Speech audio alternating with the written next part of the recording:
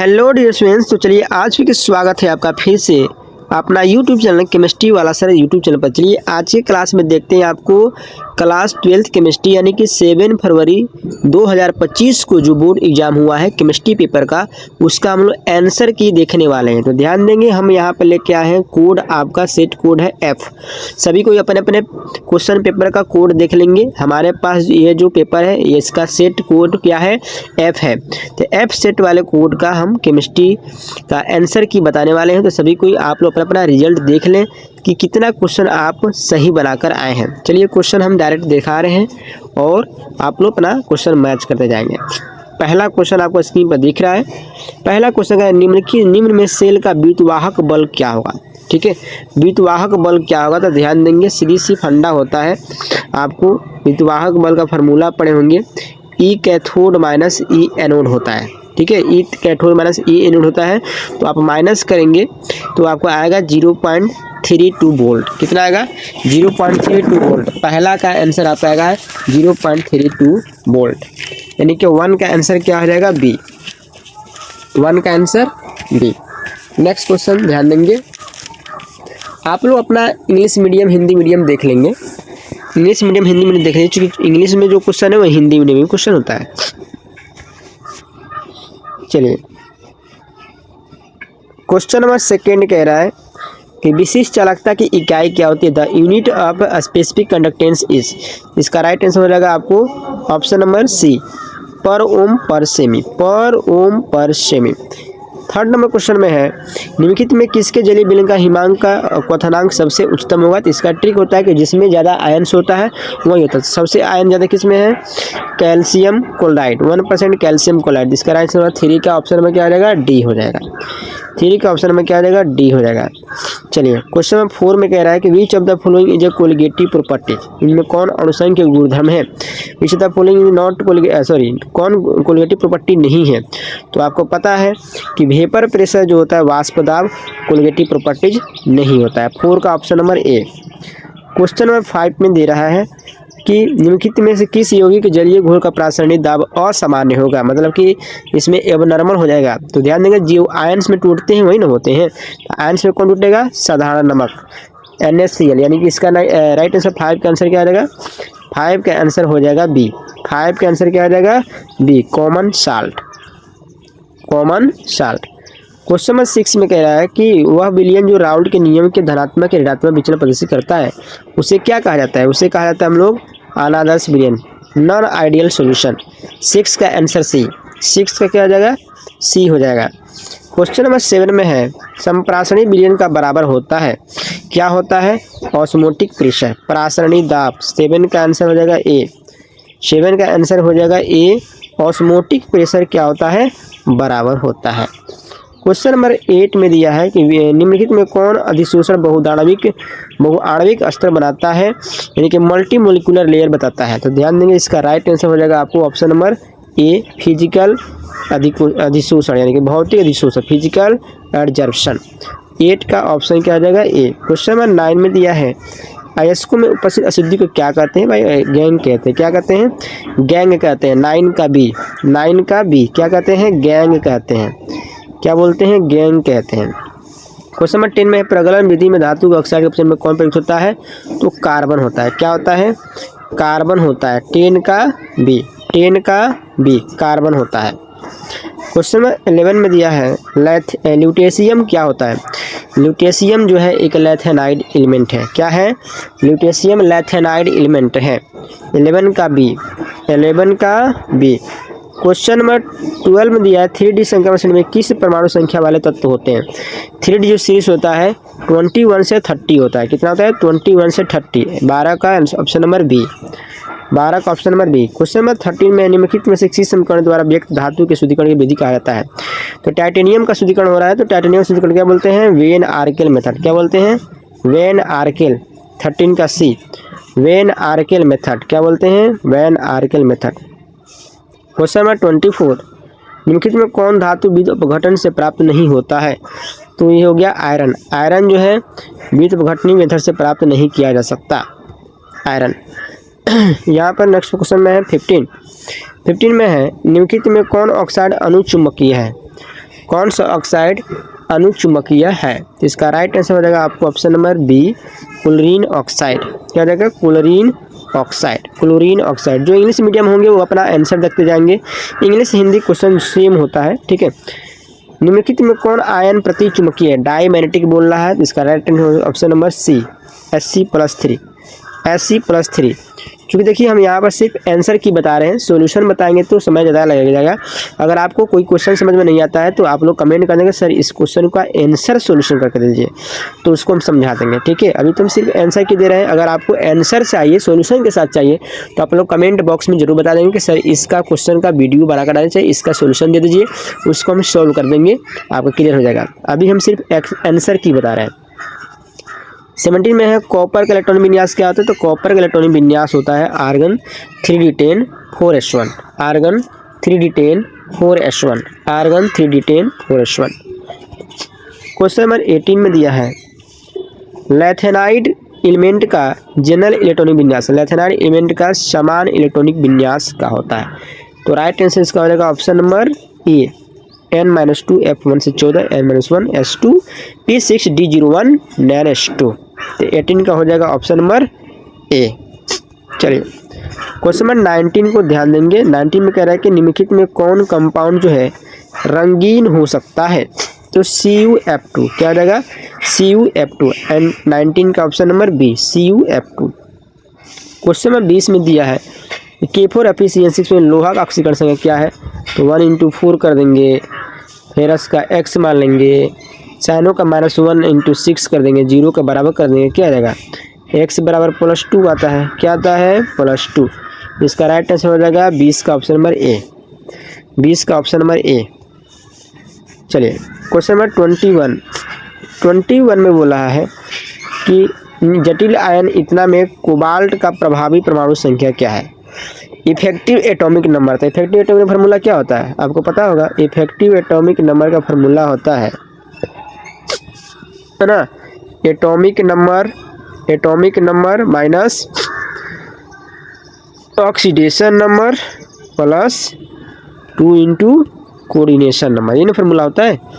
Atomic number परमाणु संख्या minus ऑक्सीकरण संख्या प्लस 2 × क्या? समन्वय संख्या, ये फार्मूला होता है। इस पर आप सोल्व करेंगे तो इसका राइट आंसर क्या आ जाएगा? 36 आ जाएगा। कितना आ जाएगा? 36।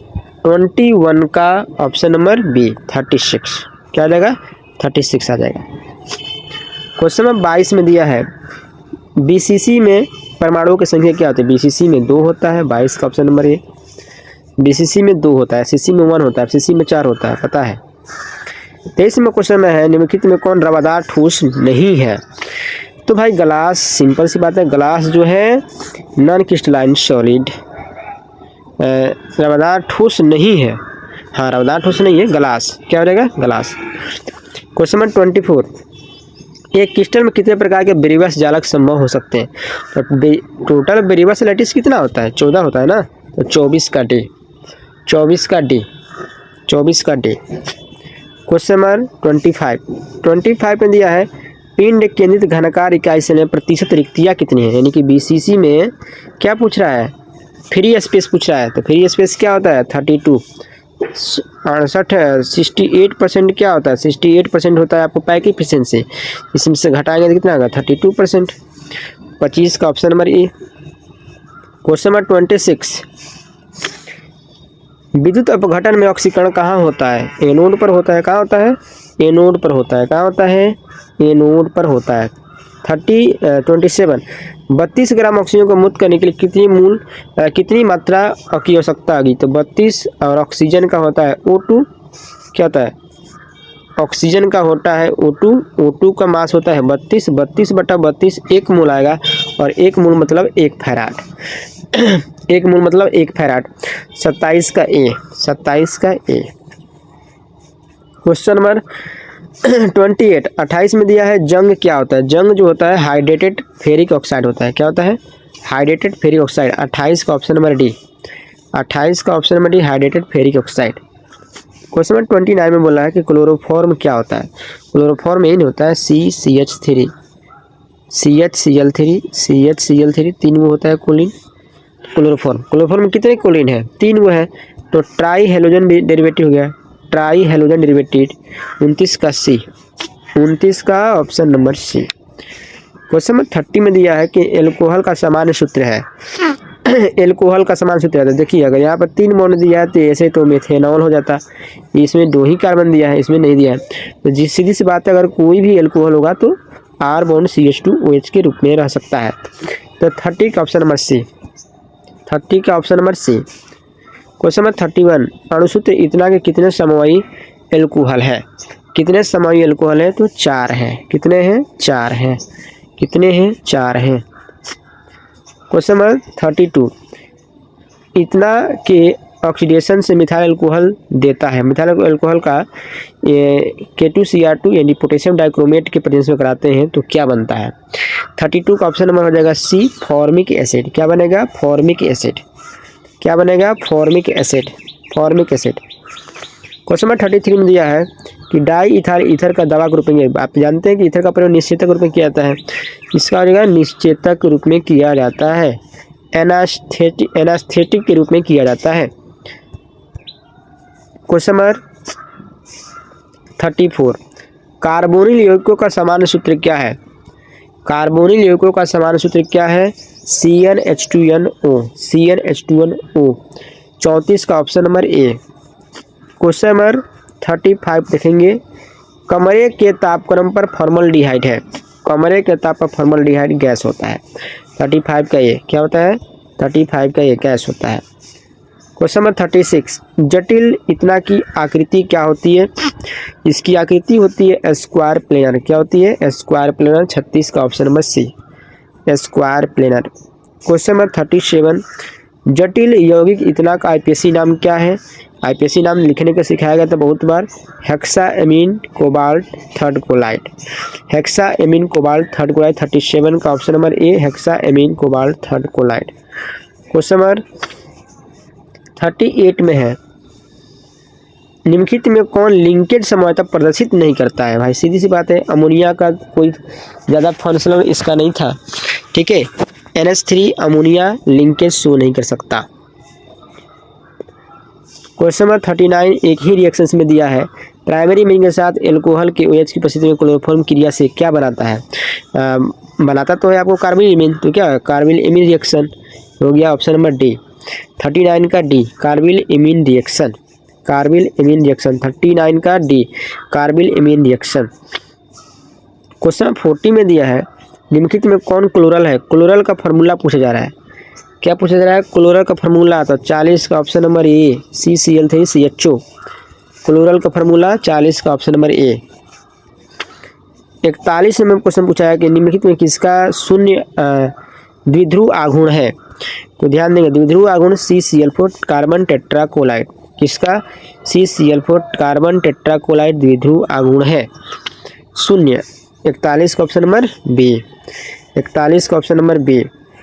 क्वेश्चन नंबर 42 में दिया है, इसका IPSC नाम लिखना है। क्या लिखना है? IPSC नाम। इसका राइट आंसर है ऑप्शन नंबर बी, 2-क्लोरो-3 मिथाइल ब्यूटेन। चूँकि आपको काउंटिंग 1 2 3 4 2 पर क्लोरो है, 3 पर मिथाइल है, तो 2-क्लोरो-3 मिथाइल और 4 कार्बन है लॉन्ग चेन में, तो ब्यूटेन।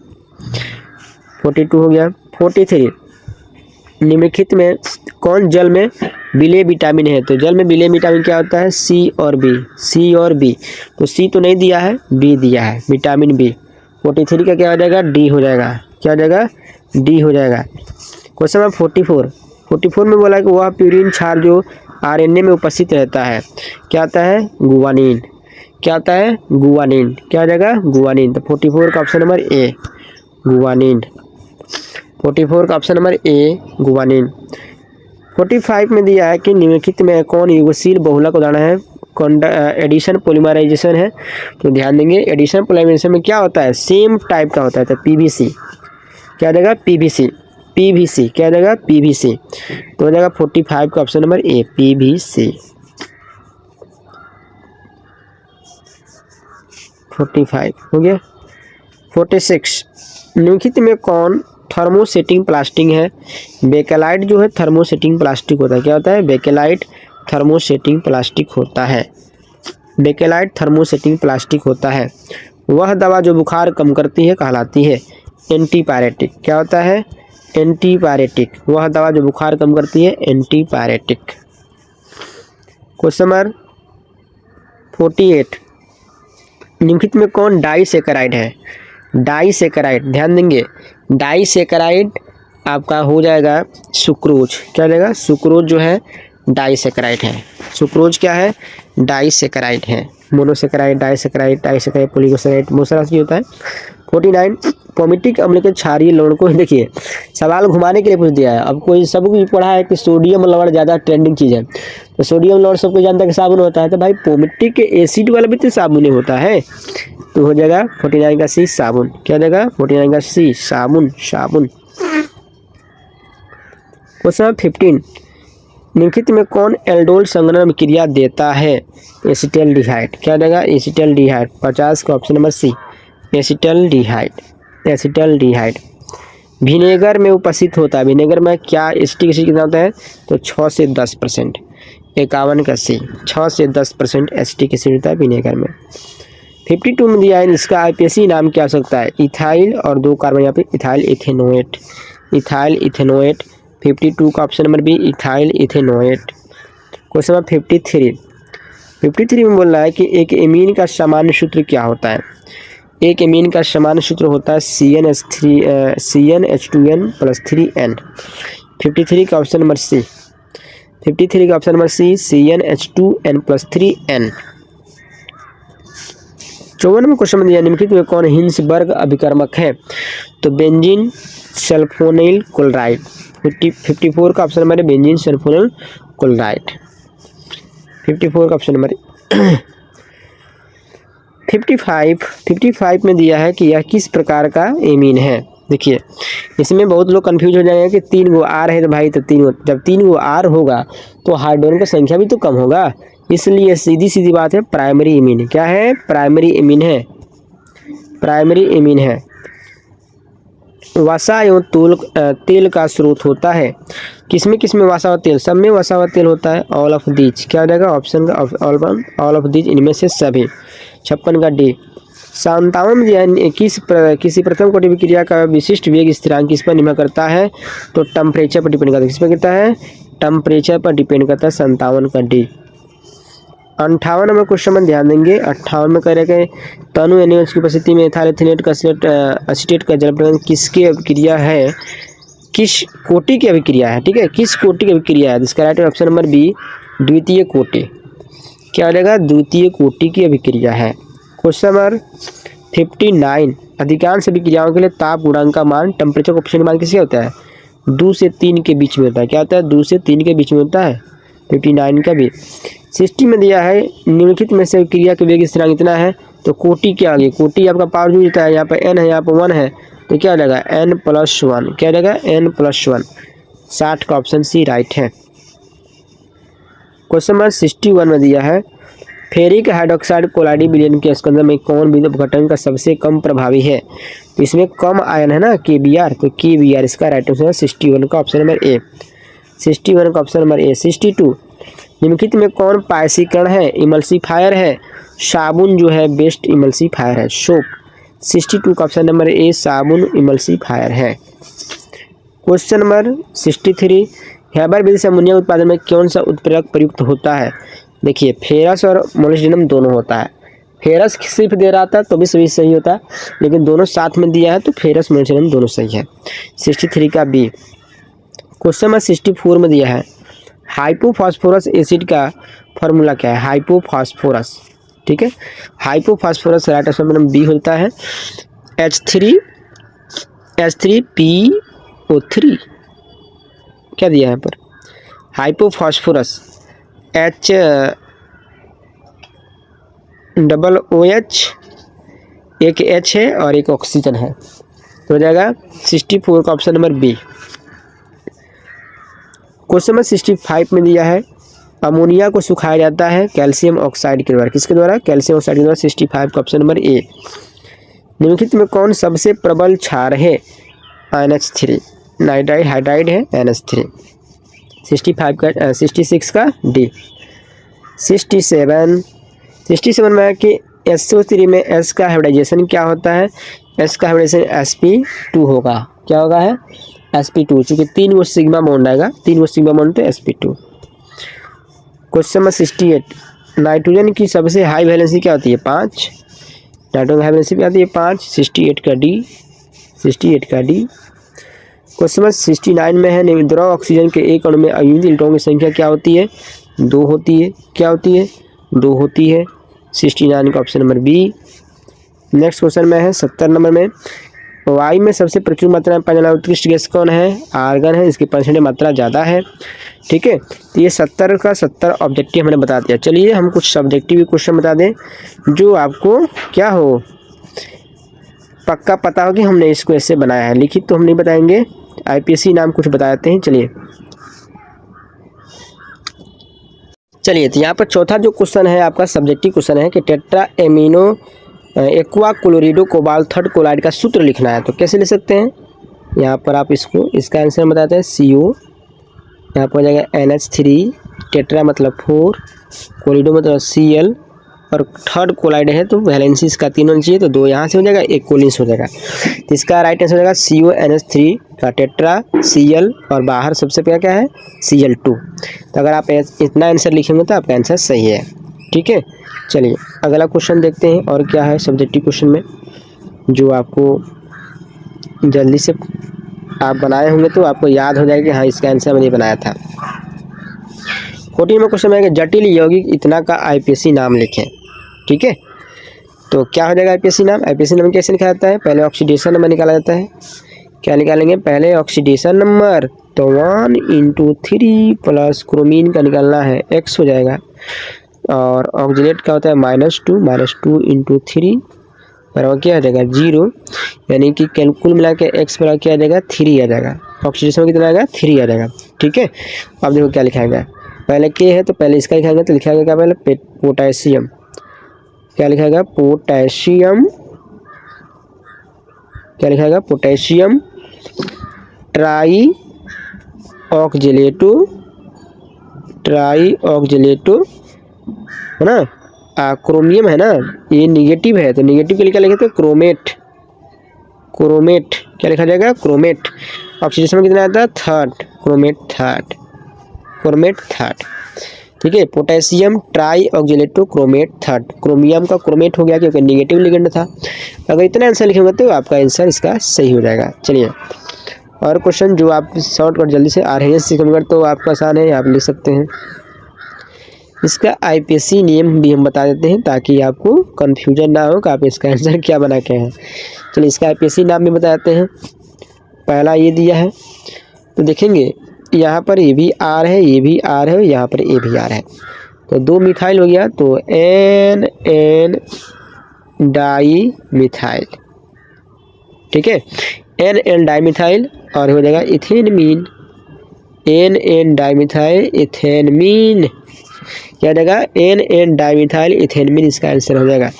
चलिए सेकंड का देखते हैं, यहाँ पर 1 है, यहाँ पर 2 है, यहाँ पर 3 है, तो 2 पर ब्रोमो है तो 2 ब्रोमो, क्या हो जाएगा 2 ब्रोमो, कितने कार्बन है इसमें 3 कार्बन है, प्रोपेनामाइड, एमाइड ग्रुप है, प्रोपेनामाइड, क्या हो जाएगा प्रोपेनामाइड। ठीक है, 2 ब्रोमो प्रोपेनामाइड।